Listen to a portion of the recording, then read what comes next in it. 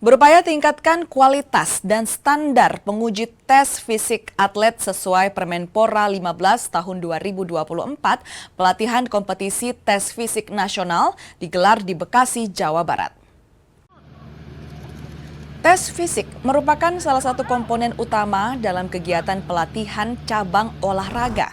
Melalui tes ini, pelatih bisa menentukan metode latihan yang tepat guna memaksimalkan potensi atlet. Pada gelombang pertama, pelatihan kompetensi tes fisik diikuti 50 penguji. Para peserta dibekali materi, cara melakukan tes fisik yang tepat dan akurat, hingga menghasilkan data yang dapat dipertanggungjawabkan. Pelatih fisik nasional Abi Hasbullah bilang ini merupakan kegiatan kompetensi pertama di Indonesia bagi penguji tes fisik. Dengan pelatihan yang tepat, diharapkan peserta bisa menjadi penguji tes fisik yang kredibel. Dalam tes ini kita mesti objektif, kita harus valid dan juga reliable.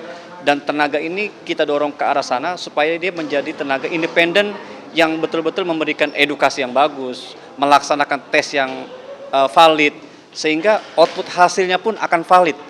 Dengan hasil yang valid, tentu akan bisa pelatih merancang program berdasarkan data yang akurat, sehingga bisa melihat progres apa yang terjadi, progres apa yang menurun. Ini menjadi evaluasi yang tentunya evaluasinya data yang akurat.